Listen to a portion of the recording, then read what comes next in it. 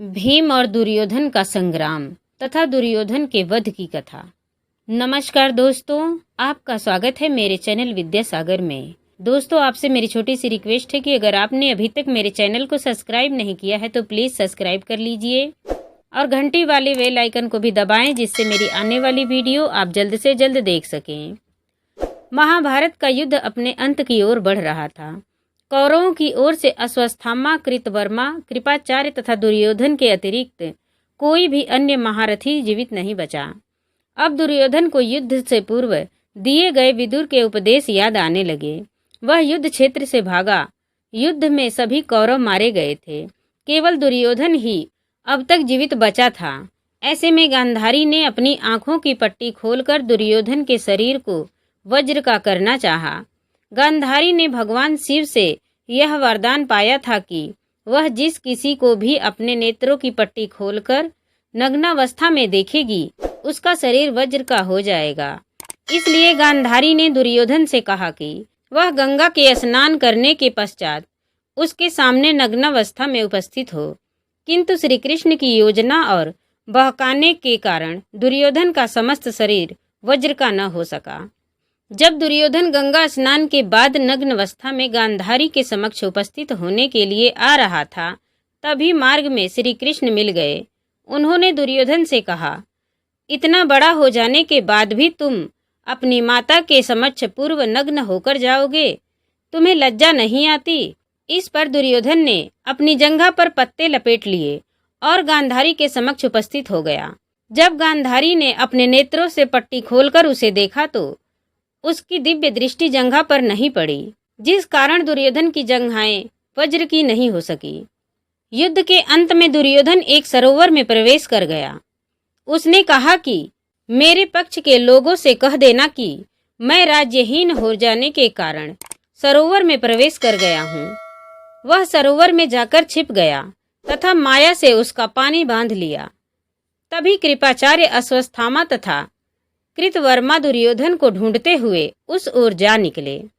पांडवों ने वहां पहुंचकर देखा कि सरोवर का जल माया से स्तंभित है और उसके अंदर दुर्योधन भी पूर्ण सुरक्षित है। दुर्योधन ने युधिष्ठिर को भी माया का प्रयोग करने का परामर्श दिया। युधिष्ठिर आदि ने दुर्योधन को कायरता के लिए धिक्कारा तथा युद्ध के लिए ललकारा। दुर्योधन ने उत्तर में कहा कि यह प्रायाकांत प्राण रक्षा के लिए निमित्त वहां नहीं है, अपितु कुछ समय विश्राम करना चाहता है तथा उसके पास रथ इत्यादि की व्यवस्था भी नहीं है। अपने बंधु बांधवों के नाश के उपरांत वह मृग चर्म धारण करने के लिए उत्सुक है। पांडवों मित्र शून्य धरती पर राज्य करें। दुर्योधन के मुख से यह कथन सुनकर युधिष्ठिर ने उसे जमकर फटकार लगाई और कहा कि तुम्हारी दी धरती भोगने को कोई इच्छुक नहीं है। क्षत्रिय किसी का दया दान नहीं लेता। तुम योद्धा हो तो सामने आकर लड़ो। इस प्रकार छिपना कहाँ की वीरता है?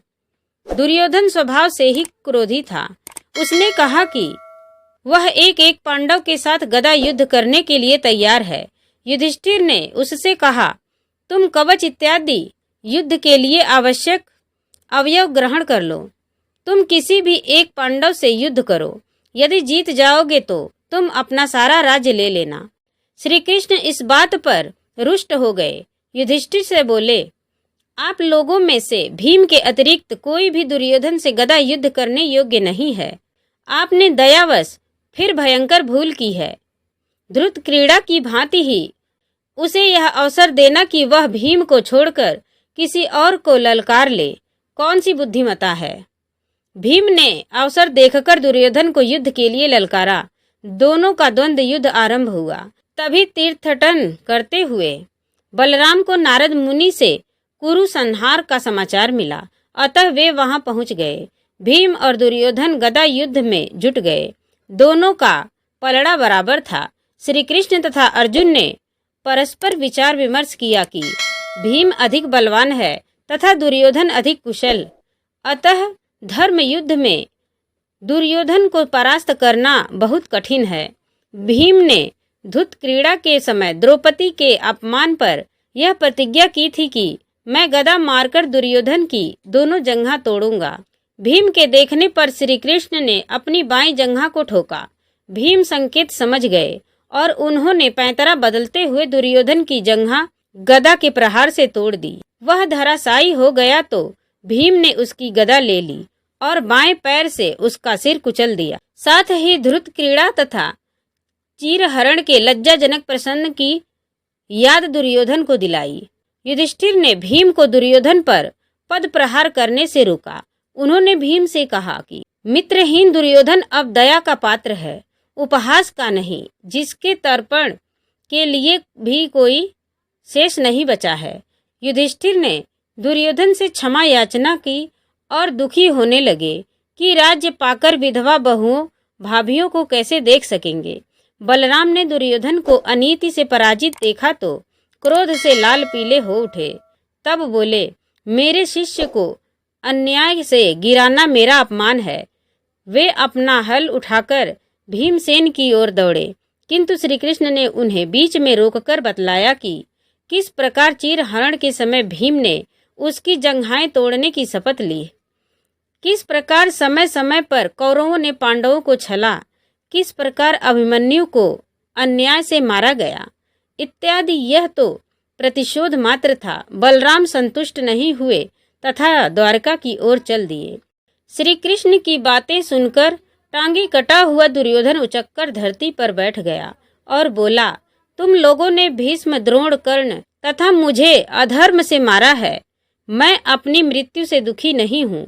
मुझे क्षत्रिय धर्म के अनुसार ही मृत्यु प्राप्त हो रही है और तुम लोग मग्न मनोरथ होकर शोचनीय जीवन बिताते रहोगे। भीम के पद प्रहार का भी मुझे दुख नहीं, क्योंकि कुछ समय बाद कौवे गिद्ध इस शरीर का उपभोग करेंगे। पांडव दुर्योधन को उसी स्थिति में छोड़कर चले गए। दुर्योधन तड़पता रहा। तभी संयोगवश संजय वहां पहुंचे। दुर्योधन ने उनके सम्मुख सब वृत्तांत कह सुनाया। फिर संदेश सेवकों से अश्वस्थामा, कृपाचार्य तथा कृतवर्मा को बुलाकर सब कृत्य सुनाए।